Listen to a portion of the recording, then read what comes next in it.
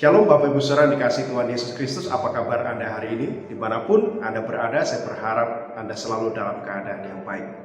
Dan sangat senang saya kembali bisa menyapa Anda melalui program Sapaan Gembala GKI Manyar. Saudara dikasih Tuhan, pada suatu kali dikisahkan ada seseorang yang mulai kehilangan ingatannya atau memorinya secara bertahap. Dan dia akhirnya memutuskan untuk berkonsultasi dengan seorang dokter untuk menangani kondisi medis yang dialaminya ini. Nah, singkat cerita, setelah melalui beberapa sesi konsultasi dan pemeriksaan, sang dokter akhirnya mengatakan kepada sang pasien, kelihatannya hanya ada satu cara untuk yang menjadi solusi untuk persoalan hilang ingatan Anda. Kami harus melakukan prosedur operasi atau tindakan pada bagian kepala atau otak Anda. Tetapi sang dokter mengatakan, operasi ini sangat beresiko. Karena apabila ada bagian terkecil dari syaraf di otak Anda yang terkena, maka Anda berpotensi untuk kehilangan penglihatan Anda untuk selama-lamanya. Ini operasi yang penting, tetapi resikonya besar, kata sang dokter. Kalau ada bagian syaraf yang kecil yang terkena operasi itu, maka Anda bisa kehilangan penglihatan. Maka sang dokter memberikan pilihan, saudara. Kalau pilihan sulit itu harus diambil nantinya, mana yang Anda pilih? Penglihatan Anda atau ingatan Anda? Mana yang ingin Anda selamatkan? Penglihatan Anda ataukah ingatan Anda?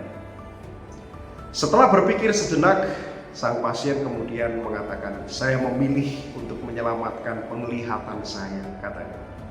Karena saya lebih ingin melihat kemana saya pergi daripada mengingat dari mana saya berasal.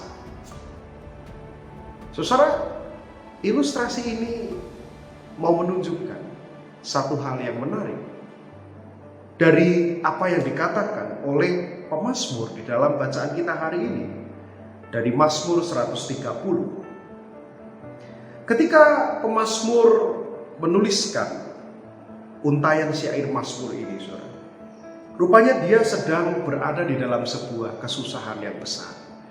Dari mana kita tahu, saudara? Dari ayat yang pertama dikatakan, dari jurang yang dalam aku berseru kepadamu ya Tuhan. Dia berada di dalam sebuah situasi kehidupan yang membuatnya terpuruk, terjatuh begitu dalam. Sehingga di ayat kedua dia mengatakan, Tuhan dengarkanlah suaraku, biarlah telingamu menaruh perhatian kepada suara permohonanku. Nah, menarik, saudara, adalah ayat yang ketiga. Jika engkau ya Tuhan mengingat-ingat kesalahan-kesalahan Tuhan, siapakah yang dapat tahan? Pemazmur mengatakan, di dalam kejatuhannya, jurang yang paling dalam yang dia pernah alami dalam hidupnya, kalau Tuhan mengingat-ingat kesalahan-kesalahanku, kesalahan-kesalahan kami, siapakah yang dapat tahan? Tapi ayat keempat, tetapi padamu ada pengampunan supaya engkau ditakuti orang. Padamu ada pengampunan supaya engkau ditakuti orang. Saudara, apa yang dapat kita refleksikan dari pengakuan pemazmur atau seruan pemazmur ini? Dia menyadari betul bahwa Tuhan lebih ingin melihat pertobatan di dalam kehidupan kita daripada ingatan kita yang terus-menerus tentang kubangan-kubangan dosa kita di masa lalu. Celakanya, saudara, ada begitu banyak orang yang tidak pernah bisa move on dari masa lalu.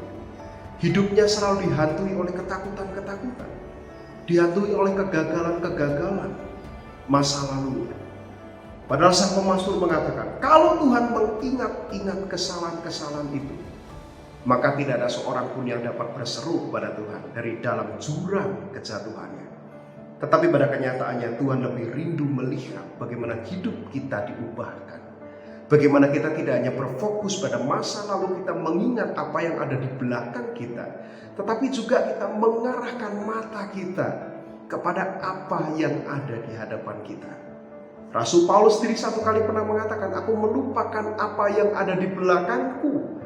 Bukan berarti apa yang ada di belakang itu tidak penting, tetapi aku berusaha untuk tidak mengingat-ingatnya kembali, tetapi aku memfokuskan diriku untuk melihat mengarahkan penglihatanku akan apa yang tersedia di hadapanku.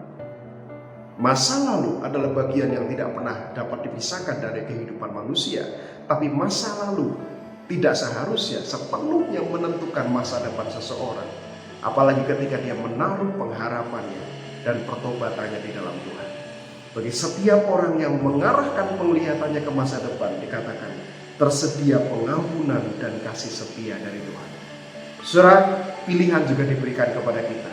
Apakah kita mau terus-menerus hidup di dalam memori-memori kegagalan kita, kejatuhan kita di masa lalu? Apakah kita memilih untuk melihat apa yang tersedia di hadapan kita, anugerah Tuhan yang tersedia setiap hari, yang siap untuk kita sambut dan kita hidup di dalamnya? Selamat terus menatap masa depan dengan penuh pengharapan. Tuhan memberkati.